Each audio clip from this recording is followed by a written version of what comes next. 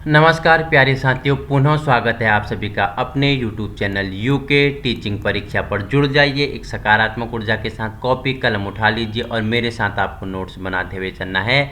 आगामी उत्तराखंड सहायक अध्यापक की दृष्टि से महत्वपूर्ण संख्याएं चल रही है, ठीक है। आज हमने मॉक टेस्ट लिया है, मॉक टेस्ट MCQs लिया है कि क्वेश्चन किस प्रकार के बनते हैं, आपका प्रैक्टिस सेट रहता है। अभी तक आपने जितने वीडियो देखे हैं, आपने जितना कुछ समझा है, आज आपका क्या है, आपने कितना सीखा है, कैसे क्वेश्चन बनेंगे, ठीक है। मैंने किताब से उठाया हुआ है, बहुविकल्पीय प्रश्न है, प्रश्नों का फॉर्मेट कैसा रहेगा उनके बारे में चर्चा करने वाले हैं। यह आपका क्या है रहेगा, एक प्रैक्टिस सेट रहेगा, ठीक है। तो क्वेश्चन नंबर पहला है इसमें, पाठ्यक्रम के अंतर्गत वे समस्त अनुभव आते हैं जिन्हें शिक्षा के उद्देश्य की पूर्ति के लिए शिक्षालय प्रयोग में लाता है, यह परिभाषा किसकी है। तो यह परिभाषा किसने दी थी, यह परिभाषा मुनरो ने दी थी। मुनरो ने क्या बोला कि पाठ्यक्रम के अंतर्गत वो समस्त अनुभव आते हैं जिन्हें शिक्षा के उद्देश्य की पूर्ति के लिए शिक्षालय प्रयोग में लाता है। किसने कहा, मुनरो ने कहा, ठीक है। क्वेश्चन नंबर सेकंड है आपके लिए, पूछ रहा है पाठ्यक्रम का संगठन जितना दर्शन पर आधारित होता है उतना ही शिक्षा का कोई अन्य पहलू नहीं है, यह कथन किसका है, यह कथन किसका है, ऑप्शन ए रस्क महोदय ने बोला, ठीक है। पाठ्यक्रम का मुख्य आधार क्या है, तो मुख्य आधार क्या है, दार्शनिक है, ऑप्शन बी आपका राइट आंसर हो जाएगा। क्वेश्चन नंबर फोर्थ है आपके लिए, पाठ्यक्रम को मानव जाति के संपूर्ण ज्ञान और अनुभव का सार समझा जाना चाहिए, इस कथन के लेखक कौन है। तो किसने ये फ्रॉबेल ने कहा, फ्रॉबेल महोदय ने कहा। मुझे बताना फ्रॉबेल महोदय ने किस विधि का प्रतिपादन किया है, इंपॉर्टेंट है वो विधि आपके लिए, ठीक है। इससे पहले भी मैंने बताया है कि फ्रॉबेल द्वारा किस विधि का प्रतिपादन किया गया है, ठीक है। देखो क्वेश्चन नंबर पांचवा है, करिकुलम किस भाषा का शब्द है, तो लैटिन भाषा का शब्द है, ठीक है। लैटिन भाषा, ऑप्शन सी लैटिन भाषा का शब्द है करिकुलम, पाठ्यक्रम, ठीक है। तो करिकुलम शब्द की उत्पत्ति लैटिन भाषा के किससे, करर शब्द से हुई है, जिसका अर्थ क्या होता है, दौड़ का मैदान होता है। करिकुलम का अर्थ क्या होता है, दौड़ का मैदान होता है, ठीक है।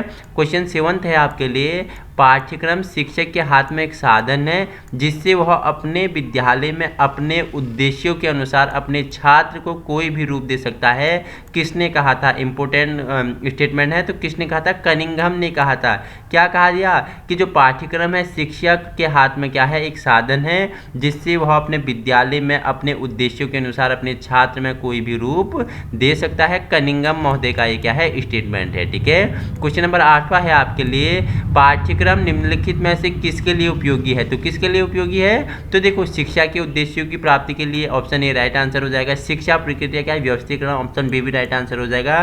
समय एवं शक्ति का प्रयोग के लिए, ऑप्शन सी भी आपका राइट आंसर हो जाएगा। इसलिए ऑप्शन डी क्या उपयुक्त सभी के लिए क्या है, पाठ्यक्रम आपके लिए उपयोगी होता है, ठीक है। क्वेश्चन नंबर 9 है आपके लिए, पाठ्यक्रम बालकों के लिए निम्न में से किसके लिए सहायक है, तो किसके लिए सहायक है, तो बताओ मुझे। तो क्या ज्ञानोपार्जन के लिए है, चारित्रिक विकास के लिए है, व्यक्तित्व विकास के लिए है, तो तीनों ऑप्शन आपके राइट हो जाएंगे। तो ऑप्शन डी उपयुक्त सभी के लिए क्या है, पाठ्यक्रम बालकों के लिए उपयोगी होता है, सहायक होता है, ठीक है। क्वेश्चन नंबर 10 है आपके लिए, पाठ्यक्रम के द्वारा होता है, क्या होता है, पाठ्य पुस्तकों का निर्माण होता है, ऑप्शन ए, ठीक है। ऑप्शन बी नागरिकों का निर्माण होता है, ऑप्शन सी अन्वेषकों की उत्पत्ति होती है। तो तीनों की क्या होती है, तीनों की उत्पत्ति होती है, निर्माण होता है, किसके द्वारा, पाठ्यक्रम द्वारा। तो ऑप्शन डी उपयुक्त सभी आपका राइट आंसर हो जाएगा। पाठ्यक्रम विकास का सोपान है, तो क्या मूल्यांकन भी सोपान है, पृष्ठपोषण भी है और उद्देश्य विधियां भी हैं। तो उपयुक्त सभी ये सभी क्या है, पाठ्यक्रम विकास के सोपान है। शिक्षा प्रक्रिया का मुख्य घटक क्या है, तो छात्र भी है, पाठ्यक्रम भी है, शिक्षक भी है, ठीक है। आपने देखा होगा, ये डायग्राम आपने पढ़ा होगा, ठीक है। ये डायग्राम देखा होगा आपने, आपको ये आपका पाठ्यक्रम हो गया, ठीक है। ये आपका शिक्षक हो गया, ये आपका शिक्षक हो गया और ये आपका बालक हो गया, ठीक है। ये आपका बालक हो गया, ठीक है। तो तीनों ही क्या है, मुख्य घटक हैं, छात्र, पाठ्यक्रम और शिक्षक, जिसके केंद्र में क्या है, बालक है, ठीक है। और शिक्षक क्या है, सुविधा प्रदाता है, ठीक है। किसके द्वारा, पाठ्यक्रम के द्वारा, ठीक है। पाठ्यक्रम के मूल तत्व है, क्या है, पाठ्य वस्तु भी है, शिक्षण विद्या भी है, उद्देश्य भी है, तीनों क्या हैं, पाठ्यक्रम के मूल तत्व हैं। तो ये सभी आपका राइट आंसर हो जाएगा, ठीक है।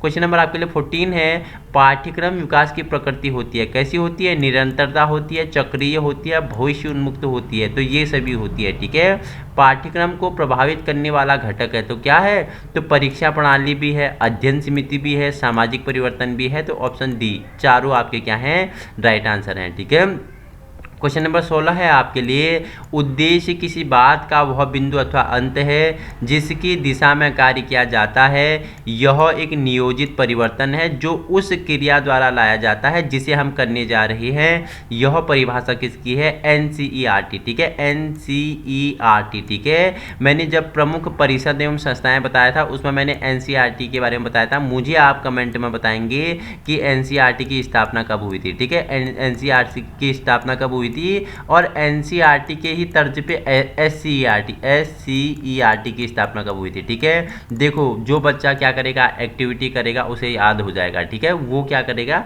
उसे अच्छा याद होगा क्वेश्चन। ठीक है, तो एक उद्देश्य कुछ शब्दों का समूह है जो किसी कोर्स के अपेक्षित परिणाम को व्यक्त करता है। यह कथन किसका है, मेगर महोदय का है। ठीक है, ब्लूम महोदय के अनुसार शिक्षा एक त्रिध्रुवीय प्रक्रिया है। ये ध्रुव है, ये ध्रुव क्या है बताओ मुझे, शैक्षिक उद्देश्य एवं सीखने के अनुभव, ठीक है, और व्यवहार में परिवर्तन, ए और बी दोनों आपके क्या हो जाएंगे, राइट आंसर हो जाएंगे। ठीक है, क्वेश्चन नंबर 19 है आपके लिए, परंपरागत उद्देश्यों का संबंध होता है किसके साथ, अध्यापकों के साथ होता है। ठीक है, ऑप्शन बी आपका क्या हो जाएगा, राइट आंसर हो जाएगा।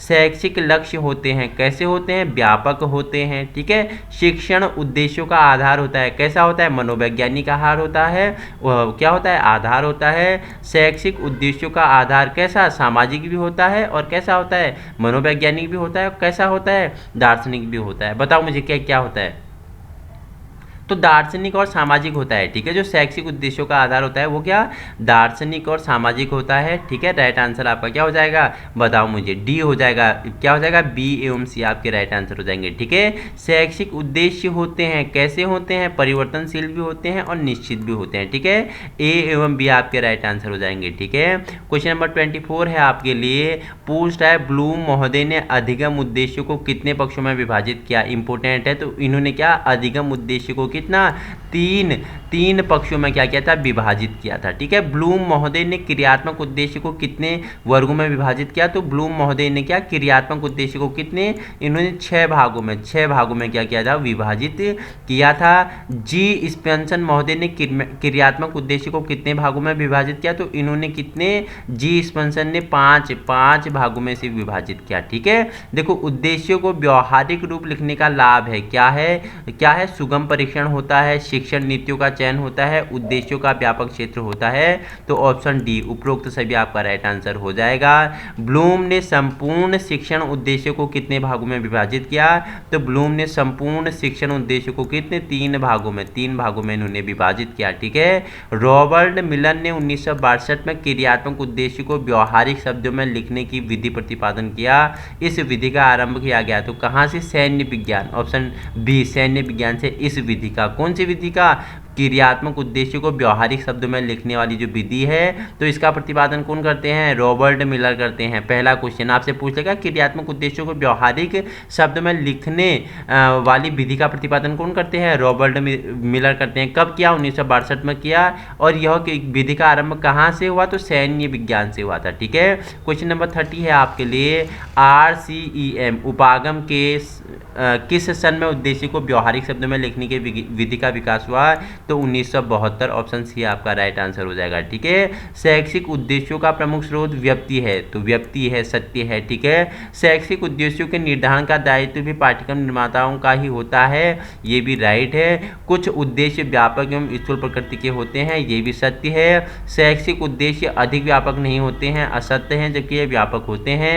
शैक्षिक उद्देश्य की प्रकृति दार्शनिक होती है, सत्य है। और क्या बोला है, दार्शनिक, और क्या बताया था दूसरा, मुझे कमेंट बताएंगे। ठीक है, पाठ्यक्रम तथा पाठ्य वस्तु में कोई अंतर नहीं होता है, क्यों नहीं होता है, होता है, ये आपका क्या है, असत्य है।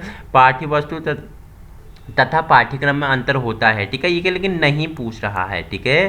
तो नहीं के अनुसार हमारा आंसर चेंज हो जाएगा, असत्य में आ जाएगा, ठीक है। पाठ्यक्रम तथा शिक्षा में घनिष्ठ संबंध होता है, ठीक है, होता है। सत्य है पाठ्यक्रम उद्देश्य केंद्रित होता है, सत्य है पाठ्यक्रम का स्वरूप परिवर्तनशील होता है, सत्य है विद्यालय की समस्त क्रियाएं पाठ्यक्रम का अंग होती हैं, ये भी आपका सत्य है, ठीक है। देखो पाठ्यक्रम में विषयों का प्रारूप होता है, ठीक है। पाठ्यक्रम में विद्यालय की सभी क्रियाओं का प्रारूप होता है। पाठ्यक्रम का स्वरूप क्या उद्देश्य केंद्रित होता है। पाठ्यक्रम के मुख्य घटक शिक्षण छात्र तथा पाठ्यक्रम होता है। पाठ्यक्रम के मुख्य घटक पाठ्यवस्तु शिक्षण विद्या उद्देश्य तथा मूल्यांकन होते हैं। पाठ्यवस्तु का निर्धारण अध्ययन क्या समिति करती है।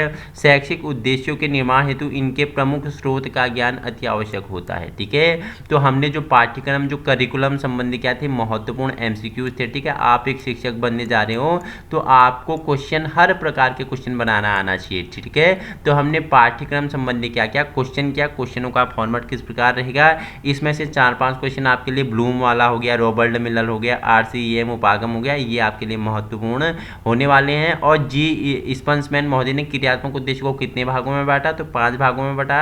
ब्लूम महोदय ने कितना तो पूछेगा तो 6 भागों में बांटा। ब्लूम महोदय ने अधिगम उद्देश्य को कितने पक्षों में बांटा, तो इन्होंने 3 भागों में बांटा, ठीक है। तो ये कुछ इसमें 3 से 4 क्वेश्चन आपके लिए क्या होंगे इंपोर्टेंट होंगे, एक बार देख लेना, ठीक है। प्रैक्टिस सेट कर लेना, प्रैक्टिस सेट है, ठीक है। ये नहीं कि आप 24 घंटे इसी वीडियो में लगा दो, तो एक बार देखना है कि किस प्रकार के क्वेश्चन बनते हैं, ठीक है। तो इसी प्रकार के प्रैक्टिस सेट भी कराने हैं। बाकी जो हम डीपली क्लास तो पढ़ ही रहे हैं, व्याख्यात्मक रूप में हर टॉपिक को चर्चा कर रहे हैं। आप MCQs मत देखिए, लेकिन जो क्या है व्याख्यात्मक रूप में वीडियो पढ़ रहा है सिलेबस उन्हें आप देखिए, ठीक है। वीडियो पसंद आए तो अधिक से अधिक लोगों तक पहुंचाने की कोशिश करें। वीडियो PDF उन लोगों तक पहुंचाने की कोशिश करें जहां संसाधनों के अभाव है। बाकी PDF आपको अपने टेलीग्राम ग्रुप UK टीचिंग परीक्षा में मिल सकता है, ठीक है। देखो बहुत सारे बच्चे बोलेंगे कि टेलीग्राम का लिंक नहीं मिल रहा है। आप चैनल ओपन करोगे तो डिस्क्रिप्शन में जाओगे तो वहाँ व्हाट्सएप का भी लिंक अटैच्ड है, टेलीग्राम का भी है। बाकी वीडियो में भी मैं PDF अटैच कर दूंगा और ये टेलीग्राम का लिंक भी अटैच कर दूंगा। आप वहाँ से सारे PDF अभी तक जितने वीडियो हो गए सबकी PDF मैंने डाल दी है। अगर कोई PDF अगर मिस हुई है तो आप बता सकते हैं, मैं उसे भी अटैच कर दूंगा टीम से बोल के, ठीक है। तो इसी प्रकार की वीडियो पाने के लिए आप अपने यूट्यूब चैनल बिहेवियर एजुकेशन उपकार की क्लास के साथ जुड़ सकते हैं और समय पर वीडियो पाने के लिए चैनल को सब्सक्राइब कर सकते हो। बगल पे नोटिफिकेशन बेल आइकन को भी आप क्या कर सकते हो, प्रेस कर सकते हो। Thank you so much.